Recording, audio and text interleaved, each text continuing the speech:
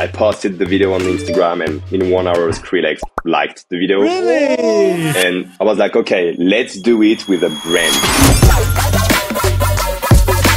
This is Neo, a creative director and 3D artist. He's worked with top-tier brands and celebrities like Netflix, Will Smith, David Guetta, PlayStation, and many more. His unique artistic style stands out so much so that it has gathered millions of views across all social media platforms.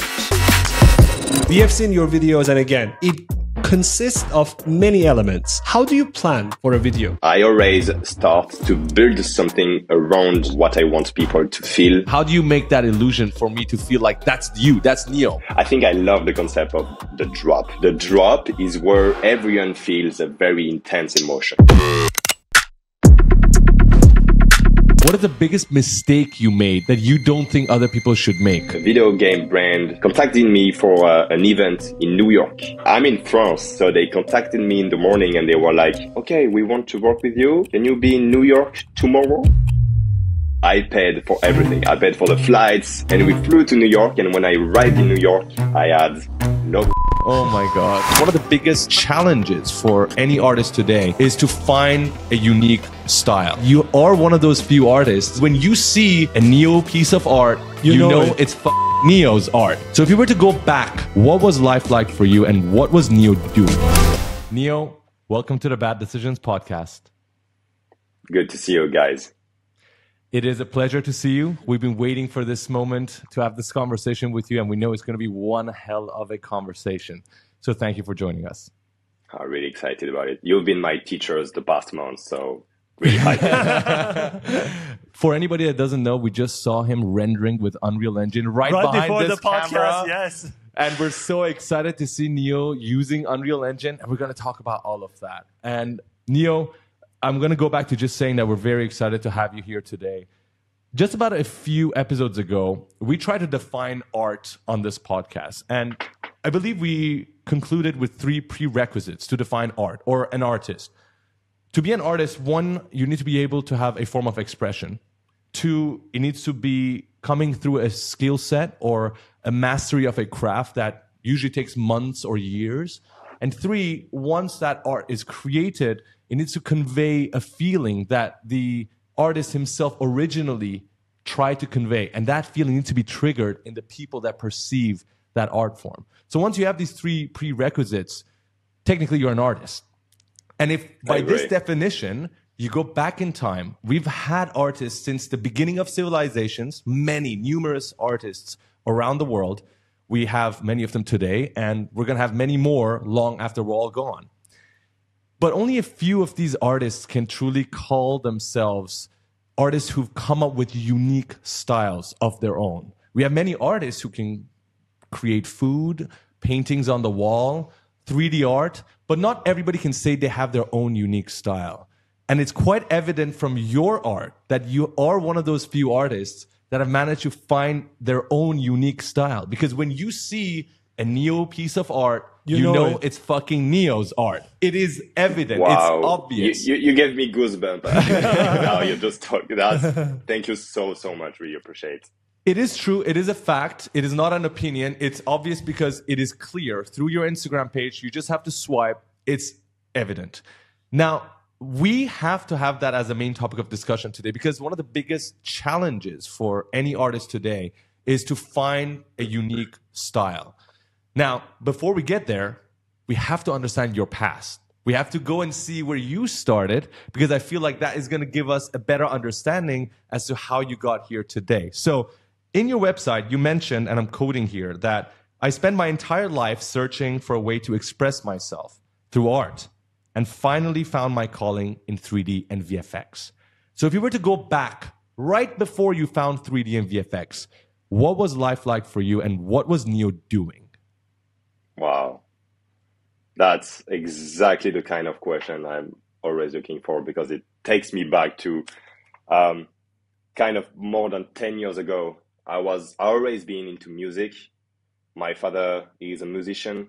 I literally grew up in backstage watching my father playing guitar on stage. Wow. And it's kind of obvious that music took a huge place in my life. And there's so many different steps where my mind were just blown away by different artists. And one of the principal one is the Skrillex. Skrillex has been a Oh, yeah. huge inspiration for me. And so many of the, not only Skrillex, but so many of the artists around him, like the videographer, the graphic designers, everyone are now one of the pioneer of their own style. For example, Jazz Davis is a huge inspiration for me. So yeah, always been into music, always been into trying to make a difference, break the rules. And the main spirit of all of that is maybe rock and roll. When I discovered dubstep, I remember I was like, okay, this is really heavy. This is violence. This is the expression of something really heavy. And I came to my father. I was like, look, this is crazy heavy. And he was like, no, you don't know anything. Let me show you metal music. Oh, And the way this confrontation of two worlds slapped me, I was like, I love that. I want to do that. I want to really show people that there is more, there is something pretty unique, creative, and nothing is new. It's always a loop. And okay, we can say that 3D VFX is new, but the way we share emotions and the way we share creativity through this art, nothing is new. It's just a conversion of transformation of something that's always been there in different arts. If you analyze like fashion, you can find inspiration from music, you can find inspiration for something else, painting. So yeah, like every question you will ask me, I will go in every direction. So please drive me. But absolutely, it's fine. So what you said makes perfect sense, and I'm going to touch on the fact that you said nothing is new. It's just a conversion. I'm going to keep that for later. I think everybody wants to talk about that as well if they're hearing this. But let's just talk about that. So you said your father was a musician. You were always backstage. So naturally, I'm thinking you'd probably be playing one of the guitars behind your back right now and not doing 3D and VFX. So how did your route end up in 3D and VFX? You're right.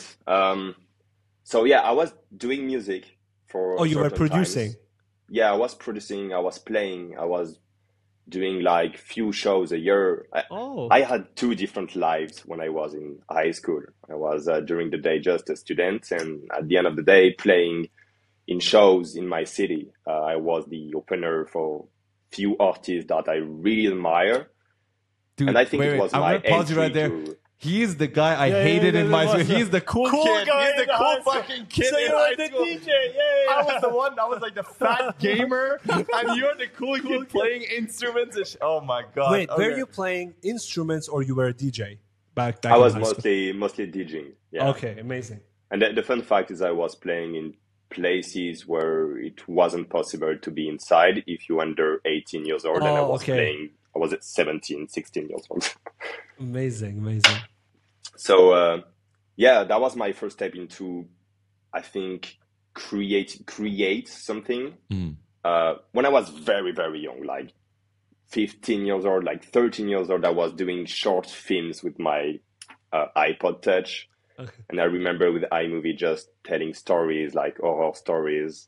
That was maybe something that planted a seed inside me and was like growing. And then now I can feel that something are very intuitive and normal for me. Maybe it was from this time. But yeah, when I was doing music, I needed to have content. I needed to create content and videos.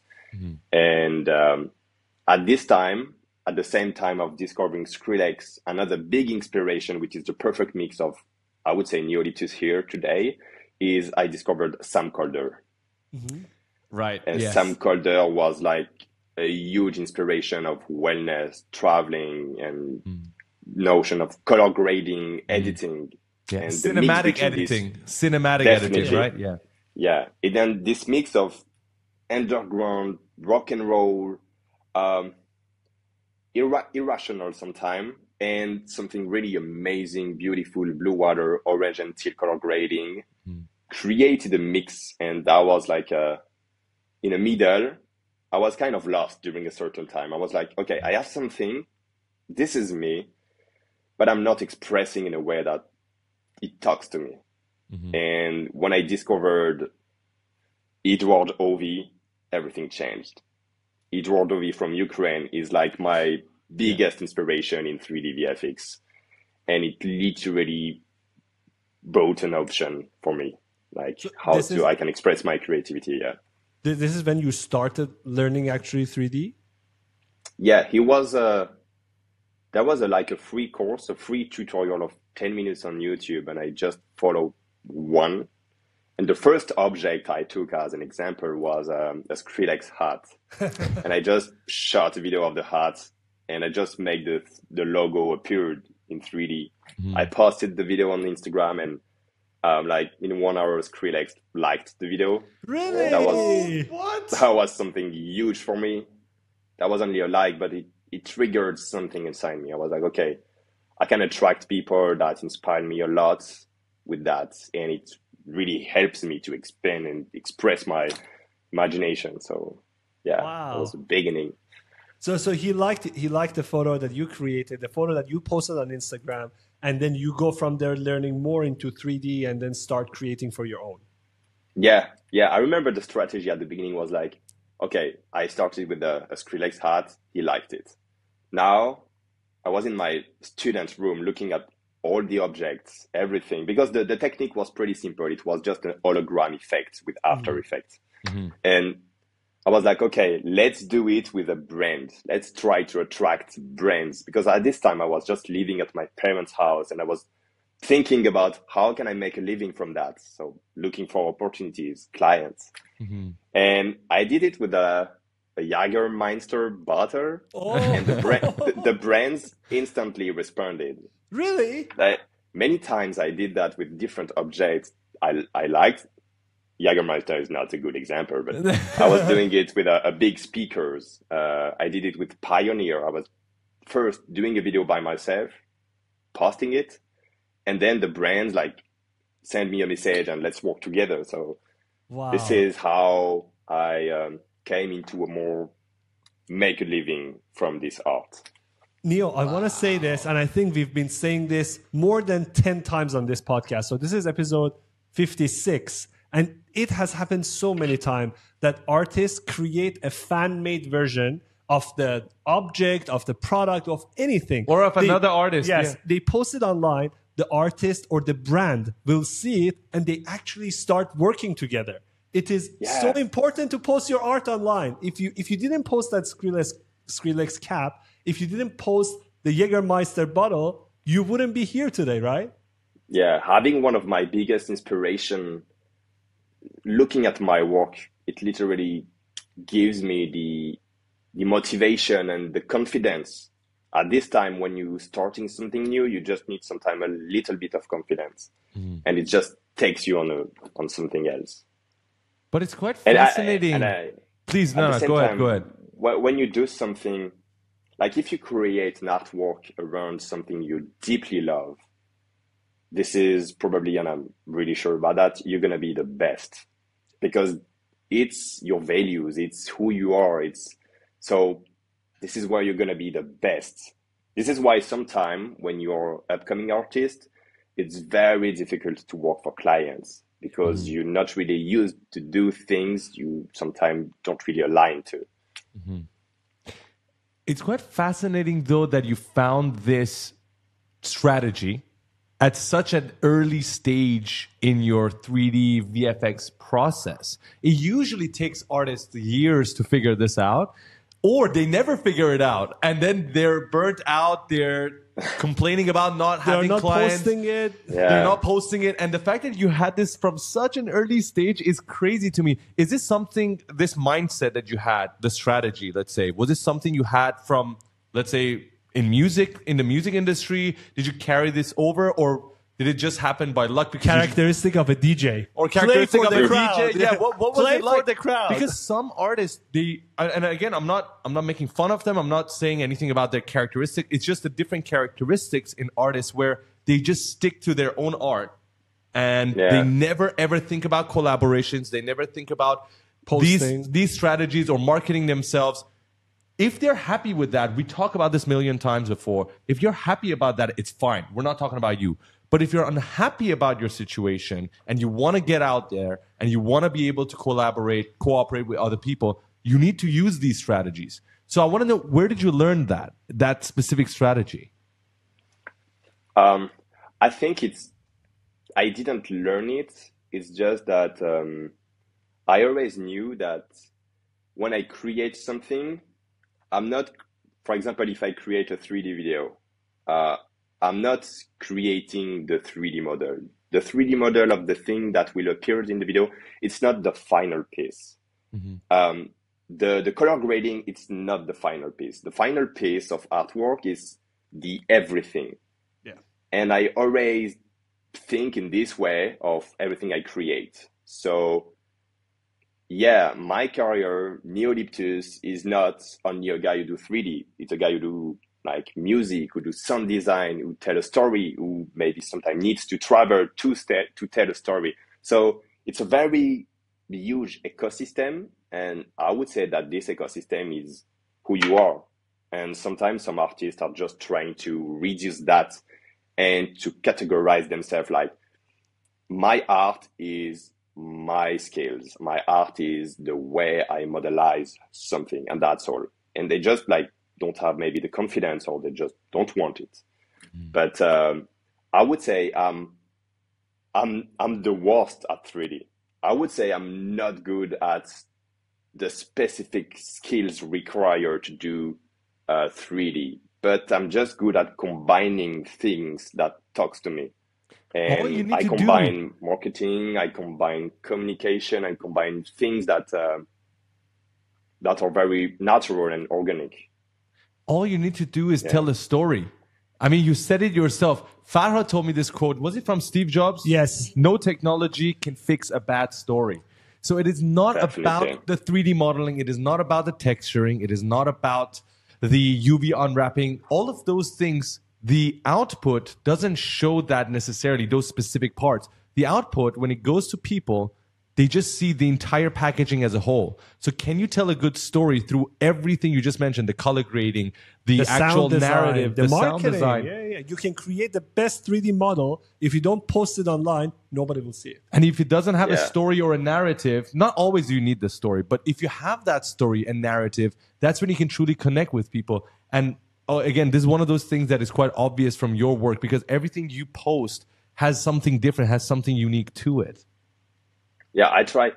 There is few strategies of people sharing content on social media, especially for artists who require a lot of time to create their artwork.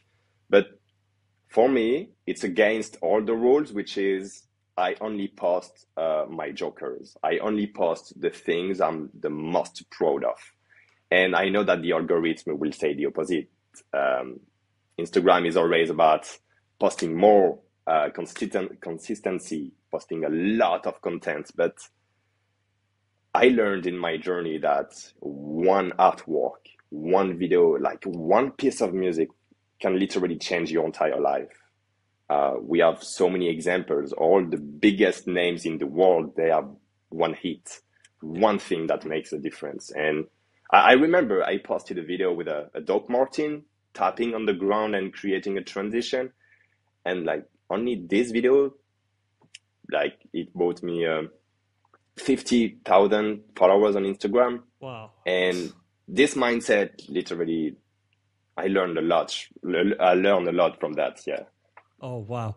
I want to know, because now we are going through the work that you have done, and of course the great work and the great collaboration. But when you started learning 3D, were you using online sources? Were you using free YouTube videos? How did you level up your game? Because what we've seen in your videos, there is 3D VFX involved, sound design, editing. You know, as you mentioned, there is an entire ecosystem around it. Yeah. All my resources, they come from different locations. For example, all the sound design and my taste in sound design, it comes from my music production background. My color grading, it's pretty funny, but my color grading is a lot. I download I downloaded it on internet like few years ago, like maybe 10 years ago, and I don't remember the website. I have only the LUT, and I kept using it because that was exactly the colors I like. So yeah, pretty easy for me. And what was the question? The 3D. So where did you learn the 3D stuff? Cinema 4D, Oh, yeah. Unreal, whatever else you're working on. At the really beginning, it was only 3D tracking effects on After Effects with like a deep glow to make it, and motion blur to make it realistic. It was the beginning of the videos of Eduardovi. And then that was the beginning of real 3D, and it was Element 3D. Right, yes. From Video Copilot. Yeah. I have to download this software again just to take me back to how it looks. I don't remember how it looks. Yeah. But that was pretty hard. And then that was a big new step with Cinema 4D and with the Octane render. Finally having a realistic render. And then the final step, which is the big boss, Unreal Engine. Yes. Amazing. That's what I'm talking about. So what is the reason for you to want to learn Unreal Engine now? What's the reason you decided to take this new leap of faith?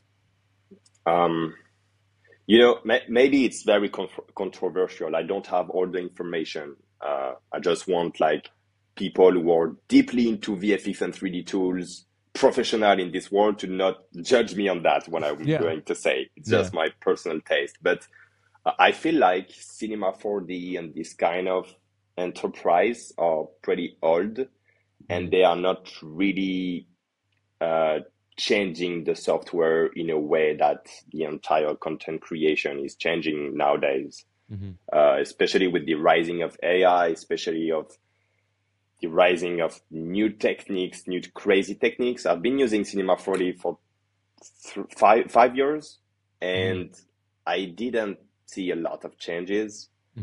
I was so tired of the renderings. At the same time, it brings me joy because when you wake up every morning, you're like, let's check the render. Yeah. But when I look at my Unreal renders and it's only 6 hours waiting, I'm like, okay, I still have renders. It's just a matter of quality. And yeah, I think that Unreal Engine is really going in the right direction. They are making everything easy, but at the same time, they keep the complexity of the creative possibilities you can have in a 3D software. There is something I really love in 3D, and I think it's really important, is the imperfections, the way things are not perfect. And when everything is perfect, it looks like a video game, and people can't relate to that. So it's possible to do that in Unreal. So I was like, okay, let's take the step. And it's a free software. It's like everyone can download it and create on it. This is probably the best feeling ever when I open the software. I'm like, it's easy, it's accessible. And yeah, they are doing crazy change recently. Like the Unreal Engine 5 is crazy realistic now and fast. Do you see any problems when you're not? I'm not talking about, by the way, the CG look, because we all know Unreal does give you that. Since it's real time, there's ways to fix it. But do you see any challenges for your workflow? Because when you're working Cinema 4D to After Effects, that's one of the most famous workflows when it comes to compositing real life footages and 3D work, mixed reality in a way. With Unreal, I haven't seen that quite a lot. Have you found any challenges, or no? Do you actually recommend this new workflow of Unreal Engine to After Effects, creating mixed reality videos the way that you do? That was I had to adjust the way I create, because since the beginning I was creating VFX videos and not 3D videos, full 3D. And since I started Unreal Engine, it always been about creating a transition from real footages to full 3D and trying to make this transition the most perfect. And I miss a lot doing VFX videos.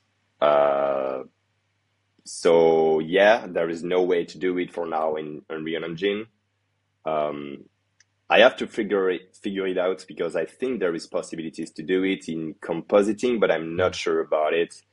And to go in competition with the renders of Octane, it's pretty difficult because it's great when you have everything in the same aesthetic, which is Unreal Engine, everything in the same aesthetic, full 3D.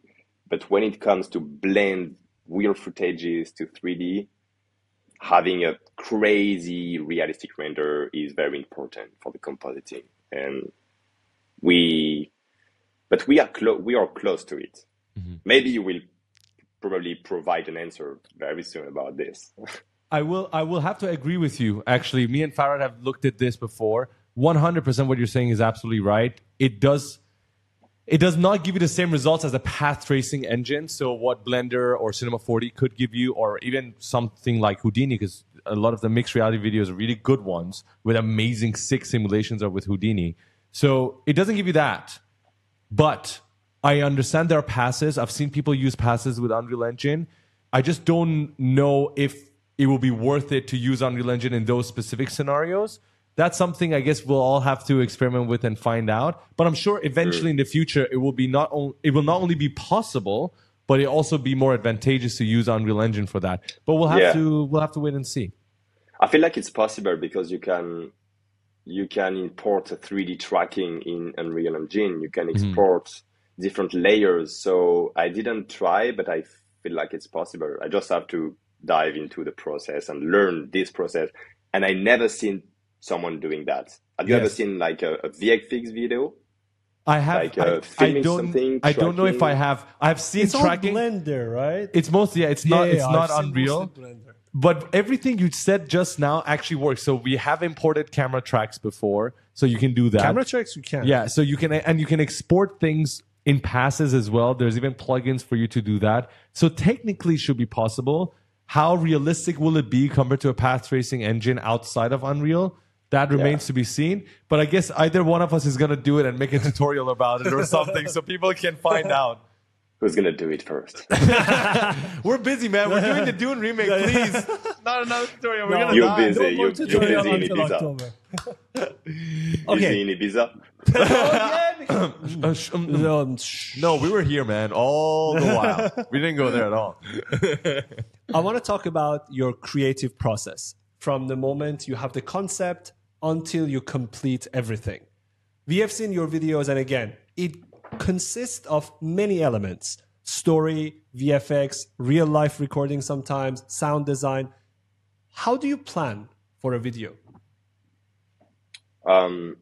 It always starts with the starting point is always different. Sometimes I have an opportunity because I have a really cool 3D scene. Sometimes it's a different camera transition. Sometimes I discover a cool location. So starting point always random, but I always start to build something around a key point, and I try to integrate into this key point an emotion, what I want people to feel by watching the video. And the creative process is before shooting. I make sure I have like 6 hours on site. I know my videos are very small, especially the introduction where it's real footages, but most of the time, those 6 seconds takes me hours to shoot, because when I arrive on site, I'm like, okay, we can start this way because this is what I planned before in the script.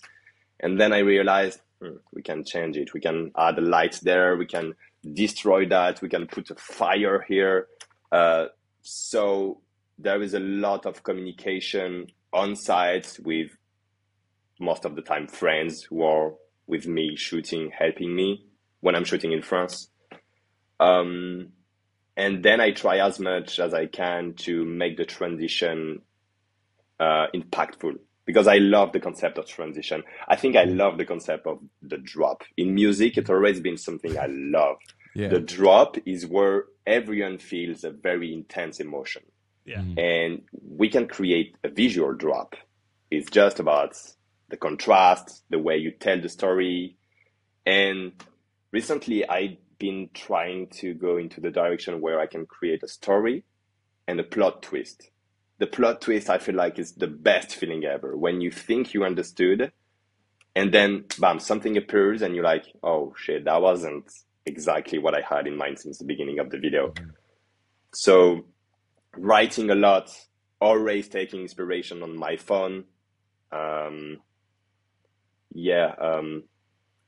The creative process is always different. Sorry, it's so complicated for me to explain because sometimes I finish the 3D scene and then I'm like, okay, now I can shoot the video. And then sometimes it's total opposite.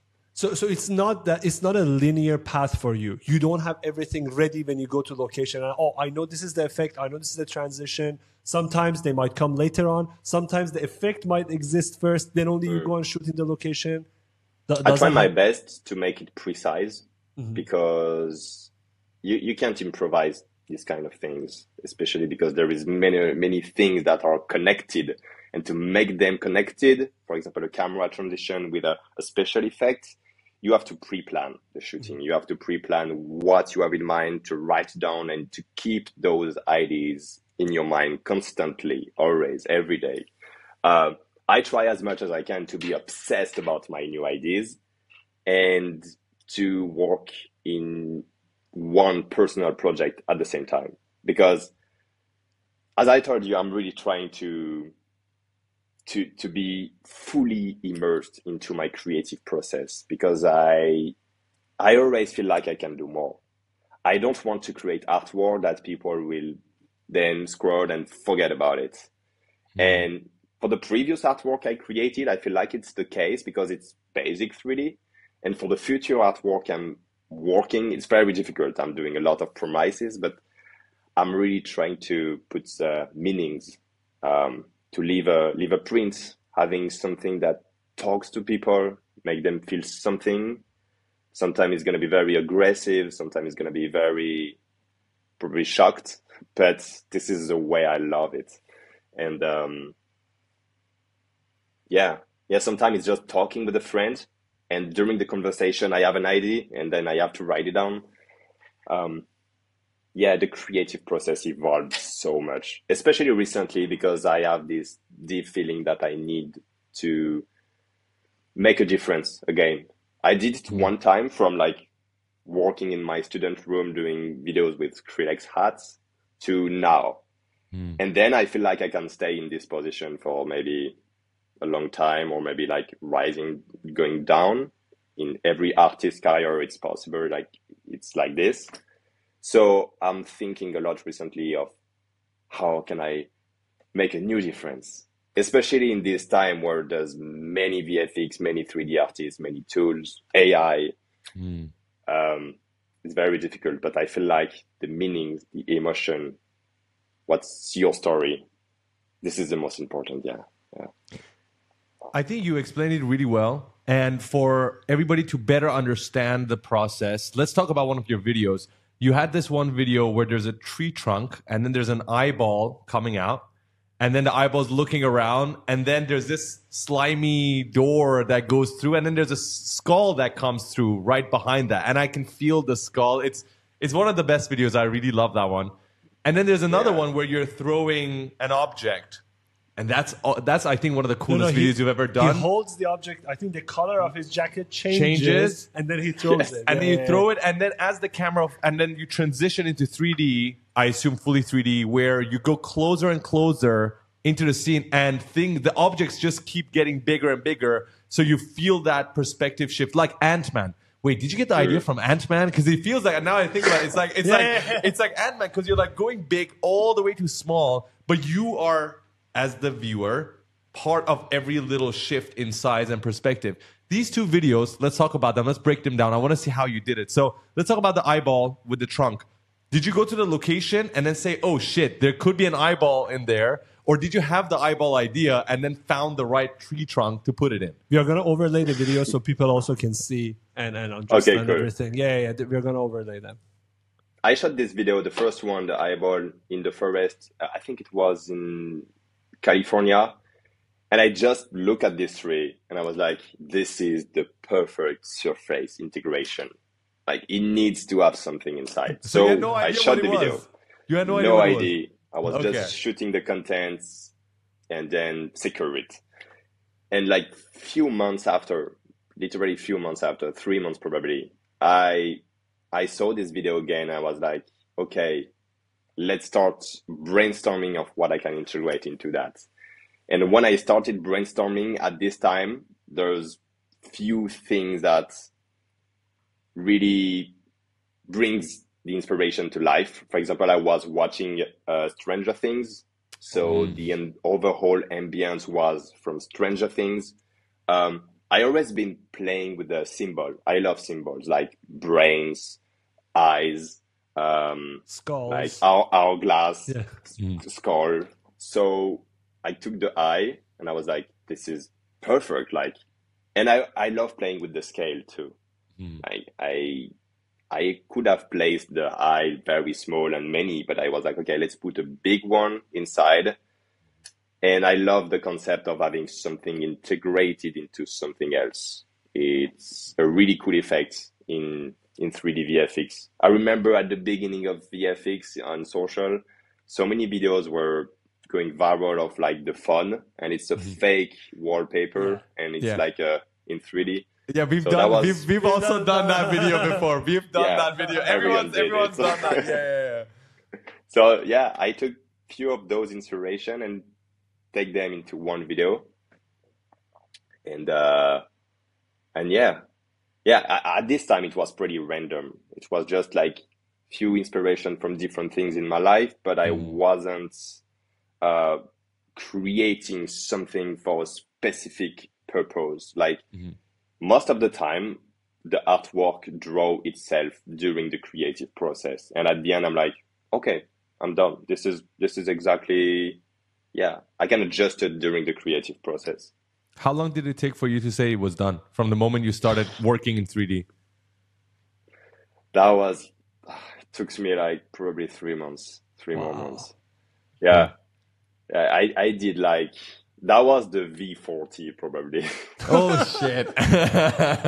Final one, Yeah. final two, Oh final my three. God. The naming of the files. Oh Master V40 final mastering. Please be final, Yeah. please. We've done those Yes. before.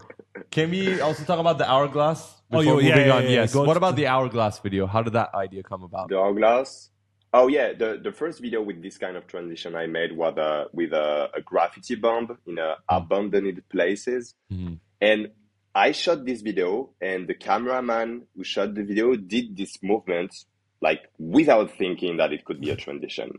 And I was watching on my old footages, and I was like, okay, this could be a great transition. It's a classic transition because it's a sweep, but if I do exactly the same sweep, and I had this technique of doing HDRI in full 3D to create realistic with a blurry background. So I was like, okay, I can connect those two techniques, and it can be very powerful because there is a specific dynamic drop. And I found the music. I was like, that's exactly the right music for this transition.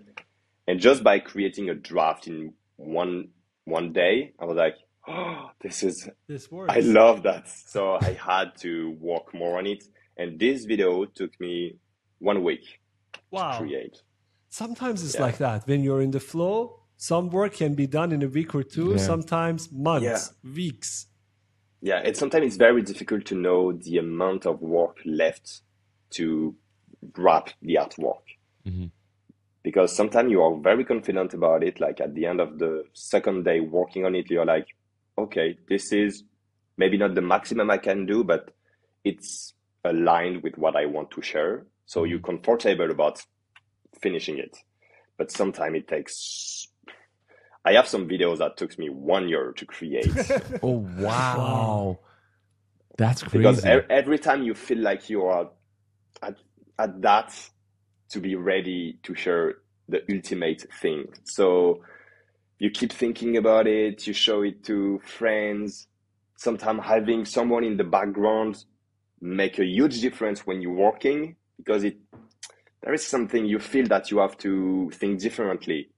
And it's always funny to see how unlocking a final artwork comes from so many different things sometimes. It's just by talking with someone, looking at something, watching a movie, and then you have an illumination. You're like, oh, I have to stop the movie, sorry. We were in the plane when we were watching Dune 2, the worst place to watch Dune, by the way. Yeah. The idea of virtual production. Sorry. IMAX on a plane. Oh my But God, that's guys. where By the way, idea- with the audio was also from those shitty earphones on the plane. You know those tiny No ones? way. Yeah. Come on. Bro, we had, honestly, the past year since we moved to Dubai, we had so much projects, so many videos going on. We had no time to go to cinema. I'm ashamed. Yeah. I'm The ashamed. only time we yeah. watched movies was on the Because plane. everyone we speak to, they're like, dude, Dune 2, you have to IMAX. watch it in the cinema. Don't the watch it at sound home. Don't watch it on experience. TV. I was like, guys, on the plane. And there was a baby crying too, by the way. At the No side. way. That's So- the worst situation to see the biggest blockbuster, visually stunning movie ever. But we got inspired. We got inspired, Regardless, so we got that's all that inspired. matters. Yes, we got inspired. That's the point. And we made it happen. But we are talking about creation and what you have created for yourself. But you also have worked with a lot of brands. MSI, High Ibiza. We need to mention that we miss each other at High Ibiza. We were in Ibiza early August, end of July. He was Yeah. there. He was recording a Yeah. shoot there, Yeah. and we didn't see each other. And we next were in time. Tomorrowland. I We were probably in have some. Tomorrowland. I probably have some footages of you guys dancing. Oh, you want me to shit. share it? Okay, Farah, thank you so much for joining the joining the podcast. Thank See you so guys much. next week. Bye. But so it's man. very different working with brands or compared to when you're working for yourself. You work with MSI, you work with other brands.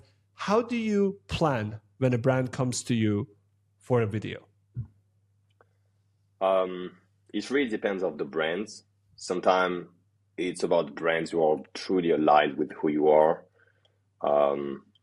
And for example, music artists, sometimes I use music from artists for personal project and I ended up working with them. So it's very natural and organic the way we collaborate, because when you create something personally, the artist will be like, yeah, that's exactly what I wanted to have, this energy. You understand me. But sometimes you have to work with clients who are definitely not aligned with you, but you're okay with that. And this is very complex. What is the biggest mistake you made when you worked with any of the artists or any of the companies that you don't think other people should make? Something that they can learn from? One of the biggest mistakes was being too much confident about my idea. Sometimes okay. I'm very hyped about working with a client.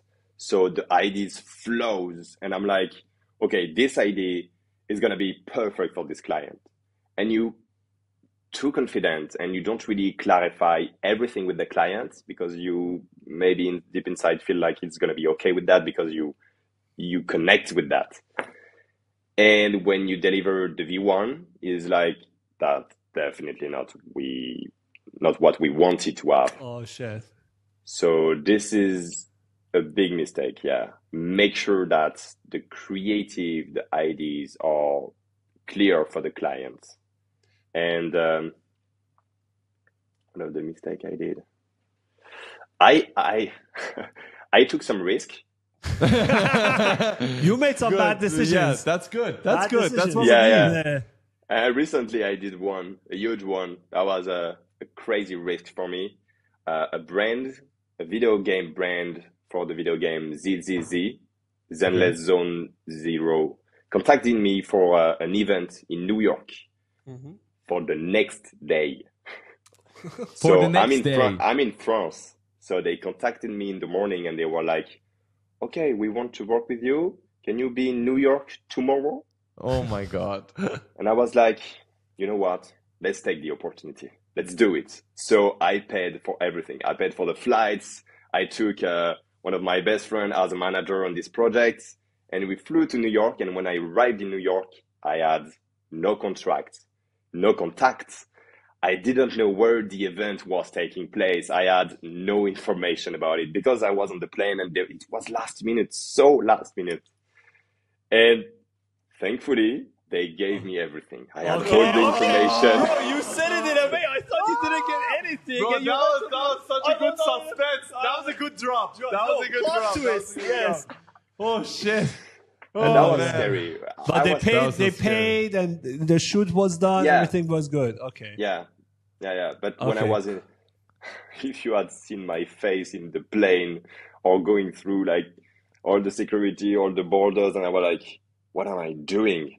I like paid $5,000 to be here, and I'm not sure. I don't know the client. That's only people who send me emails. I don't know. Yeah. That's something crazy sometimes that you have to trust people you don't know. This is a good advice probably, but yeah, when you're working digitally on internet, you have to trust people you never met. And sometimes they look crazy, like taking you to New York on the next day. It's crazy, but I feel like I'm 26 and this is the kind of risk I want to take.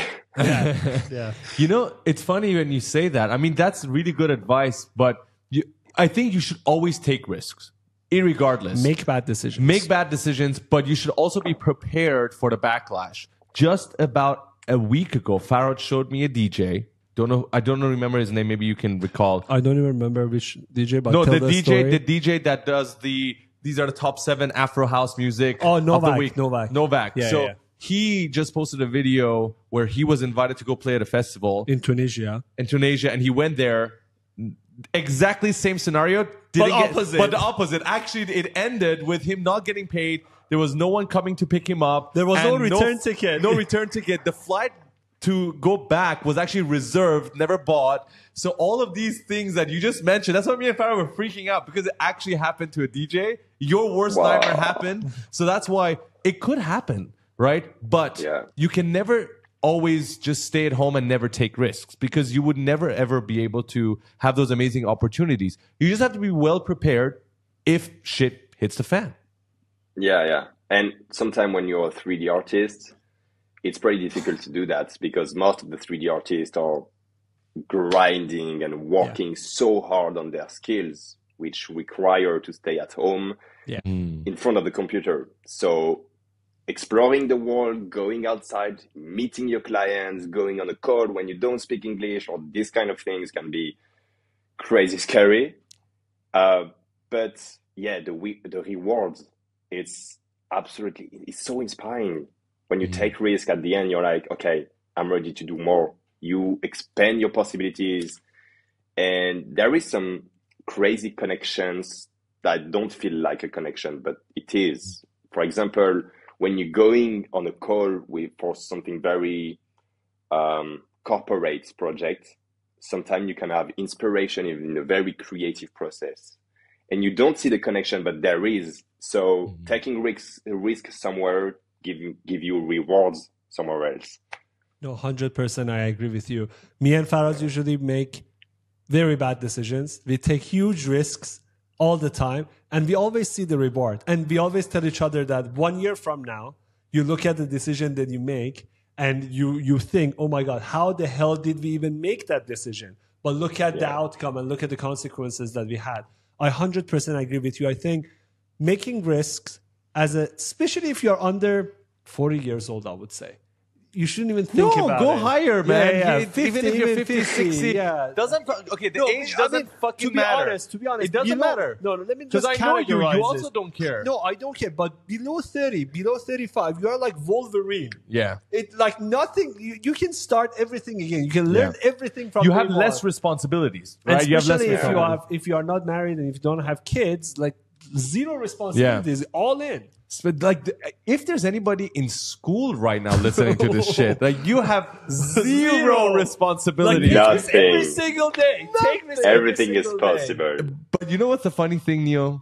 I know even if people are in school and they're listening to this right now, they will not get it, because people told me when I was young, I didn't fucking get it. Yeah. People would tell me, they're like, dude, you have no responsibility. I'm like, shut the fuck up. I have to do my homework. I have game to play. I have exams. That's a huge responsibility. But if maybe even one person can listen to this and understand what we're saying, when you get to a certain age, we're not old, by the way. I'm just saying. We're older than you. That's what I'm trying to say. You will get to a point where you have some responsibilities, either to your parents, to your family, whoever it is.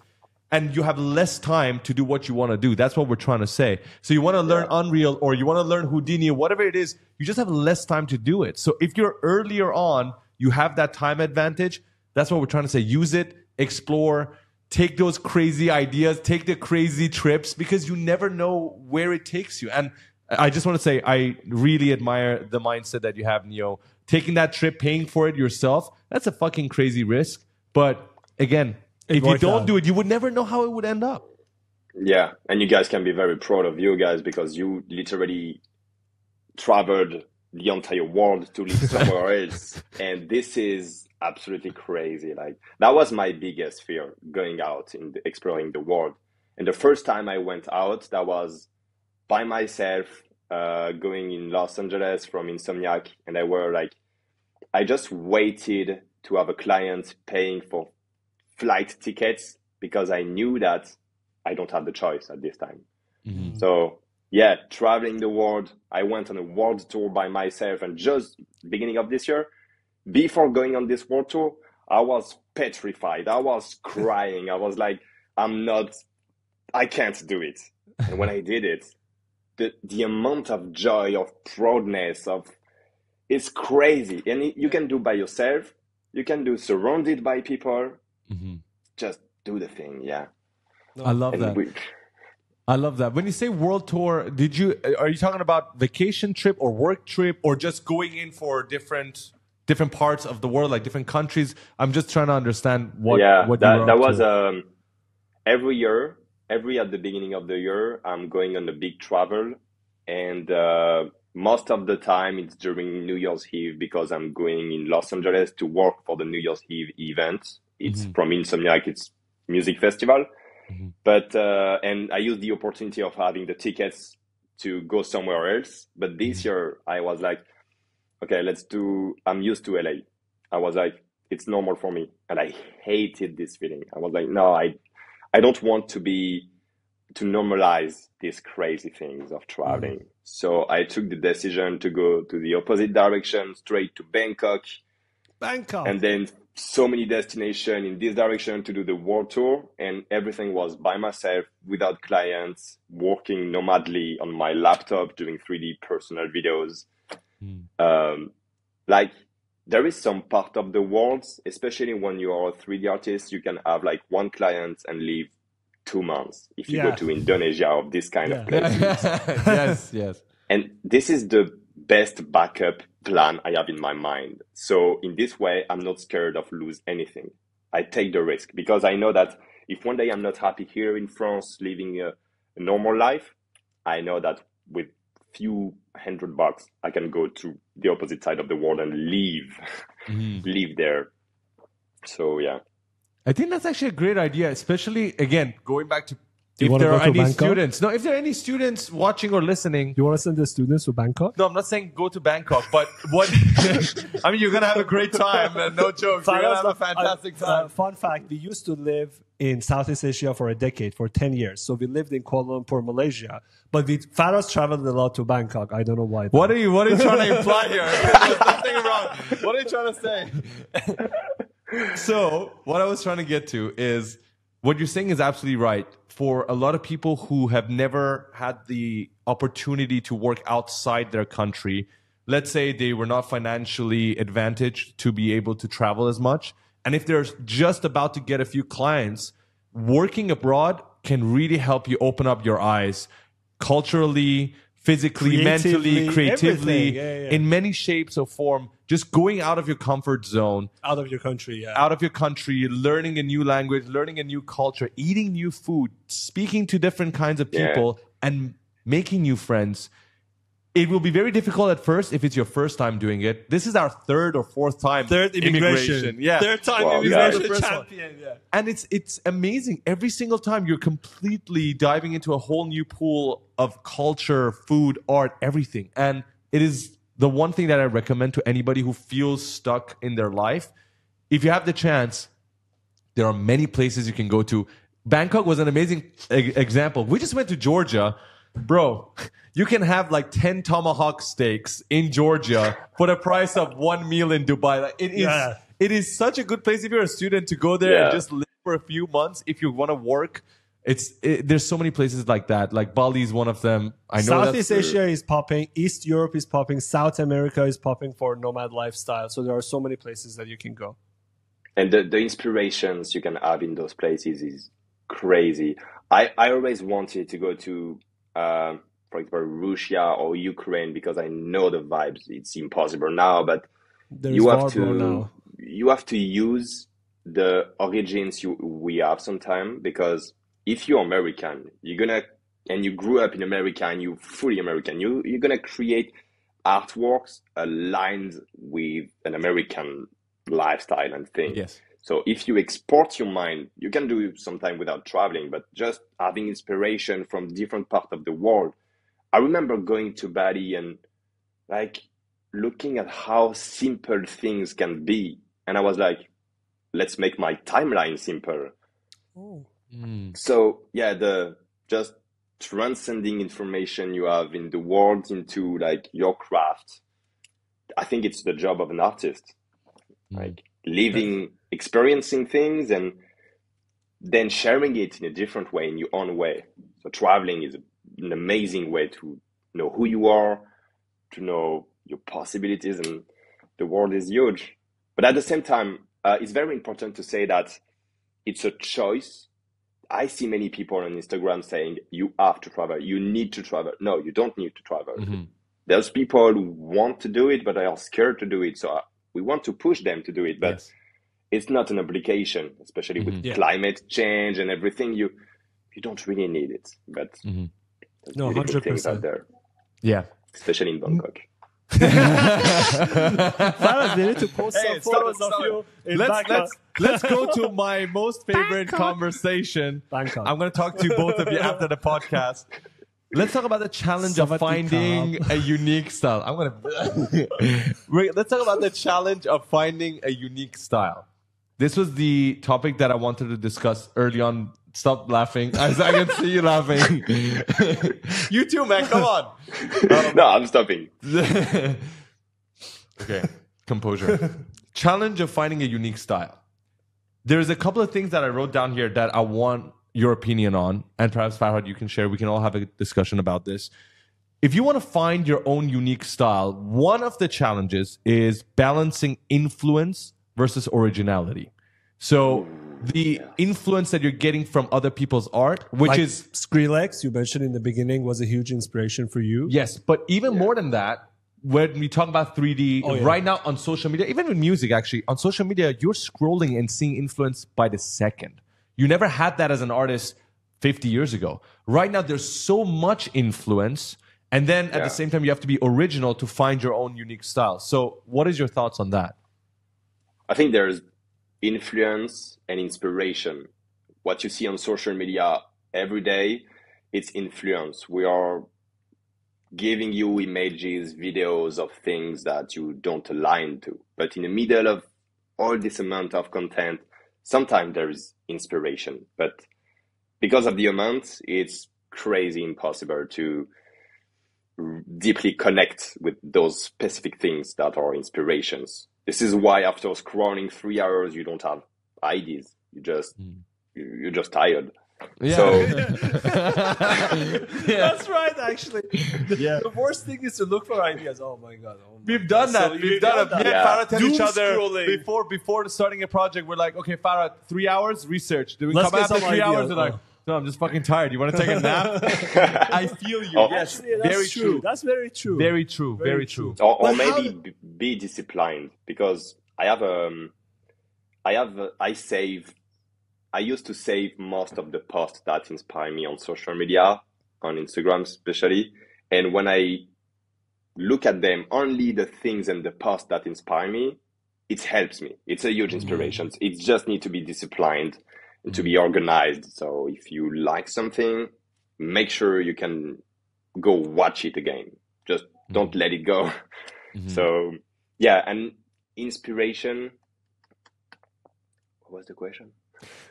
No, I think you answered that well. I wanna bring up your own quote in the beginning. You said nothing is new, everything is a conversion. Right? Yeah. You said nothing is new. Oh yeah, okay. So how do I feel when I see your work and I feel like that's new to me, but you said that nothing is new, everything is a conversion. So how do you make that illusion for me to feel like that's you, that's Neo? I haven't seen that anywhere. Definitely. I think someone is, we have so many things that compose ourselves. Me, Neo, is the result of how I grew up, how my friends are, the place I live. This is very complex. So sometimes when you imitate only one aspect of your inspiration, for example, if I'm creating music exactly like Skrillex, I'm gonna be like Skrillex. So nothing unique, nothing creative.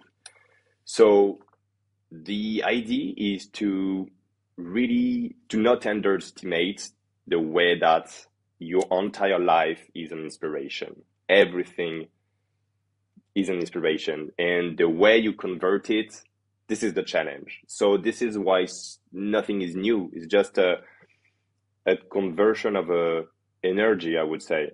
Like if you're having a deep talk with a friend, it gives you ideas after that, for sure.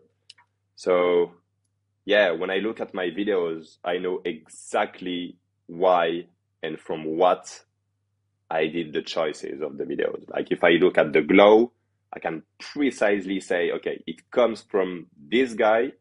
If I look at the sound design, I'm like, okay, there is this influence, this inspiration that drives the story in this way. So it's very important to be aligned with the things you love, because especially in this world, you're influenced in so many ways. Sometimes you're creating something, and if you just think about it twice, you're like, oh no, this is not me. This is just what people want to see. And this difference is huge. Because of your unique style, you worked with DJs like David Guetta, Don Diablo, you collaborated on videos with them. Is it different working with DJs that come to you because of your unique style than a corporate brand like MSI or any other enterprise that comes to you? The good thing about having a style is that it needs to be like recognized, but brands and clients contact you to have this style because they don't know what you're capable of doing other than that. So when I have, for example, Don Diablo contacting me, he's like, okay, let's create a new Liptus videos, but with the Don Diablo world. So yeah, it's a mutual brainstorm, which is very, very beautiful. I love that, especially meeting artists on a huge scale. You quickly understand that they own their place. They have a background, they have doubts. So it's very important to understand that they are not enterprise. They are like creatives with ideas that took some time, 20 years to take them where they are now.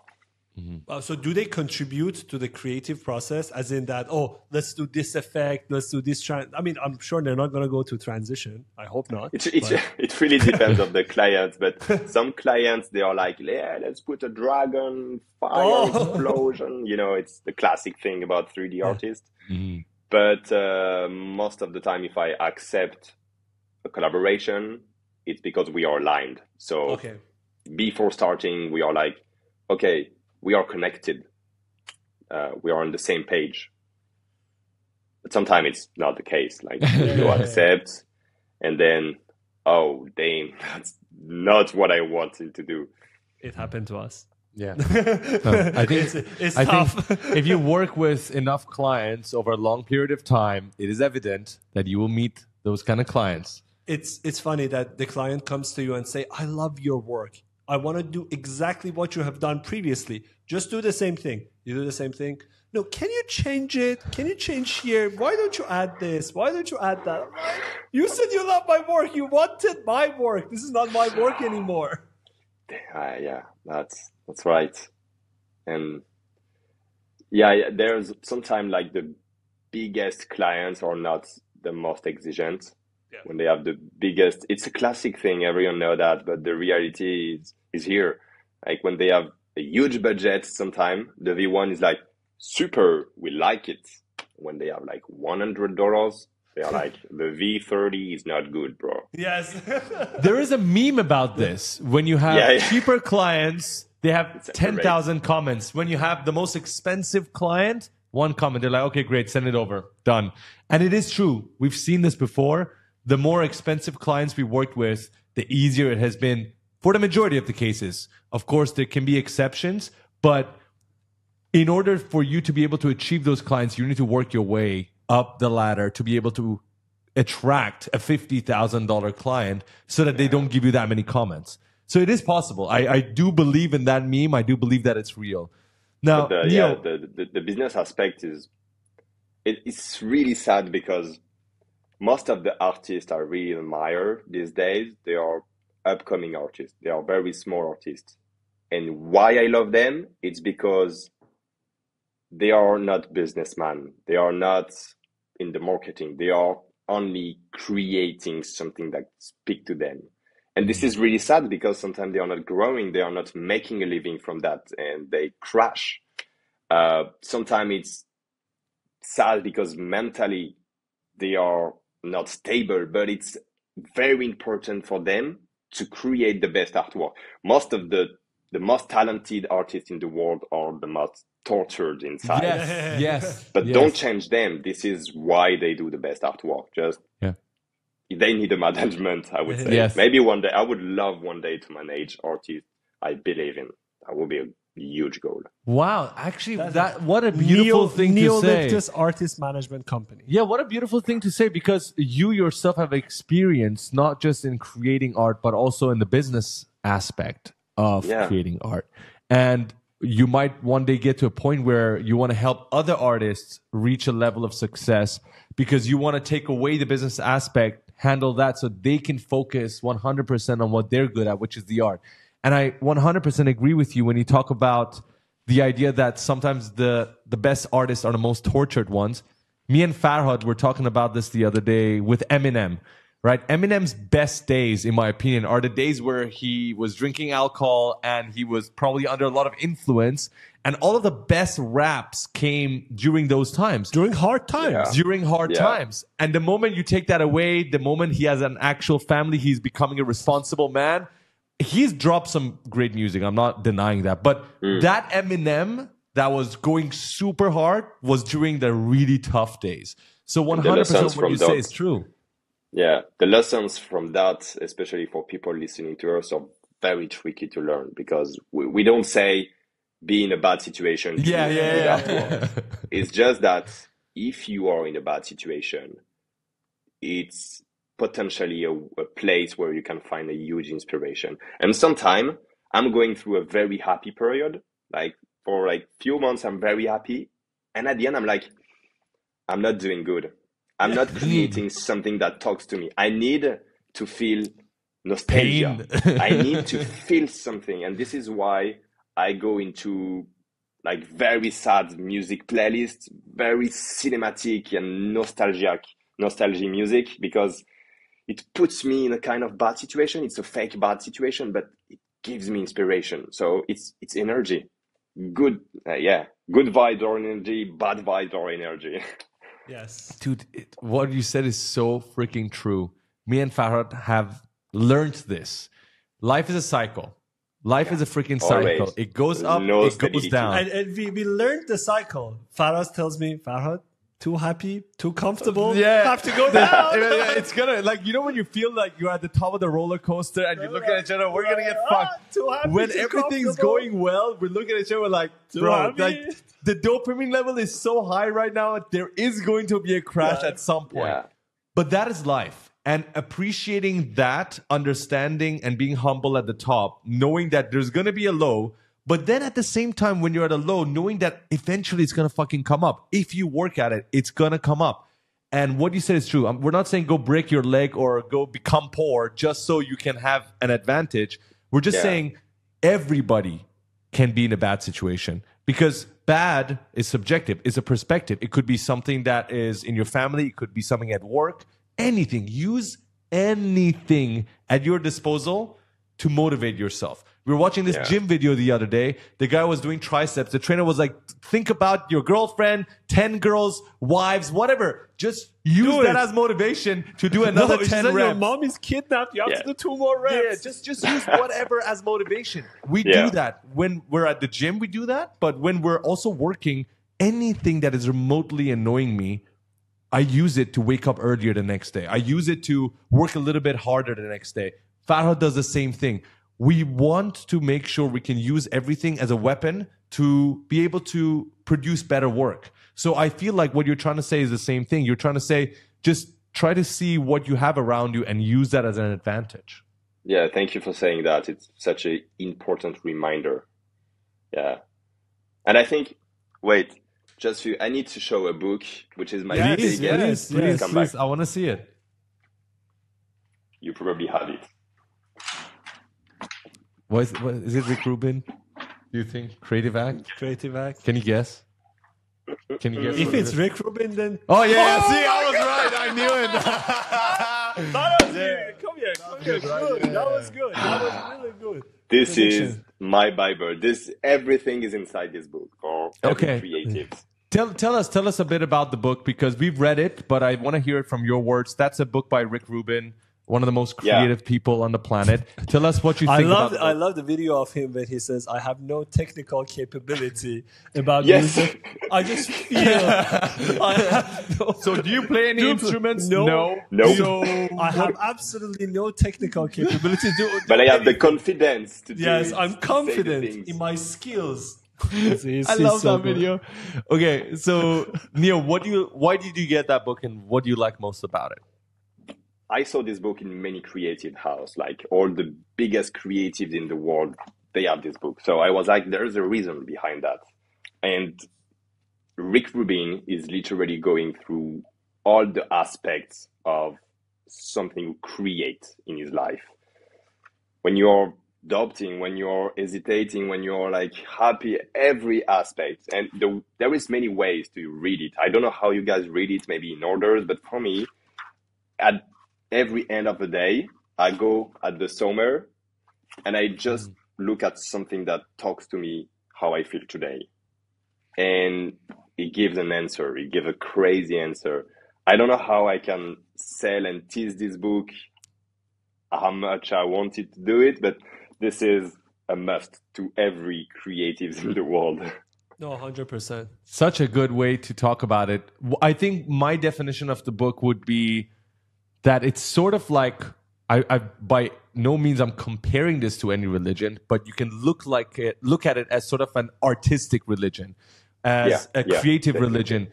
When you open it up, everything's very subjective. There's no facts. There's a little bit of science in there, but it's very subjective. So every time you read the same text, you can feel different. And I think that's exactly what he was planning to do. He was trying to create that energy in you to want to create, and he's making you comfortable about who you are. And perhaps it's exactly what you said as well. You said that what makes you creative is your experience in life. You said this before, and this is something he talks about in the book. Many people say I'm not creative, but at the end of the day, aren't we all creative? We can all create. We all have our own experiences. We're all unique. So whatever your job is, you're creating something. Absolutely. So I definitely recommend the book as well. Farhad, you read it 100%, as well. 100%. I think the first time Andrew Huberman brought him on his podcast and they were talking about the book. And I was thinking, why a neuroscientist have to read a book about creativity? But it was more about ideas rather than creativity itself. And then he brought him for the second time. Yeah. And they had a conversation. For anybody that doesn't know, Rick Rubin is behind the success of many artists we know today. Kanye. If you go look at the behind the scenes of some of these artists, singers, rappers like Kanye West, you can see him in the corner. You see him in the corner. Like when they get stuck, they can't come up with shit. He's there to help them get the creativity juices flowing. So he's figured something out. Not playing anything. No technical capability. Yeah. This is beautiful. And most of the artists are very down to earth sometimes, especially when it comes to 3D, because you have to be very precise. Like there is rules to respect for UVs, 3D modelings and everything. So destroying these rules, especially in the way you live your life with this book, it's the best way to unleash all your potential. Yeah. Neo, how do you navigate feedback on social media, in person? And I'm not talking about now. I'm talking about earlier on when you were starting out. Of course, you would see negative comments. You would see people not liking your art, your style, especially for someone who's exploring your own unique style. How did you navigate the feedback? I have I would say a specific relation with feedbacks. There's different feedbacks. There is something that is always constant since the beginning. When it's sometime, I ask a lot for feedbacks to friends, and sometimes I don't hear them. I read them, and I'm like, I'm not gonna do that. I understand why they say that, but I'm not gonna do that. And this is sometimes a huge advice to say to upcoming artists, like, believe in yourself enough to not be influenced by other people, but you can ask them feedbacks. There is like this freedom of saying what you think, what you truly think about an artwork, and accepting that the people you said that is not gonna do it, but he know that now. So feedbacks, I'm very like, I don't know how to say, têtu, je suis têtu.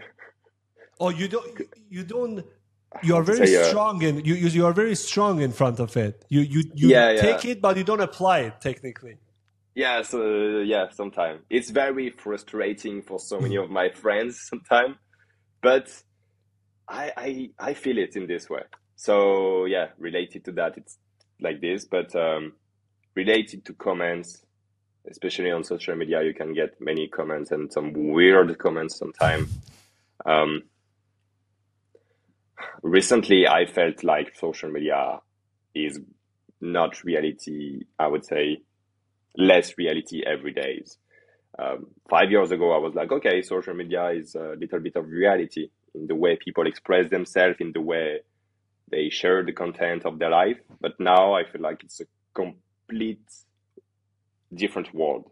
Yeah. So the distance between how I feel and what I see on social and what people say on social, I broke the connections many years ago to protect me, I think, at the beginning, because we see many violence and crazy things on social. So we have to protect that.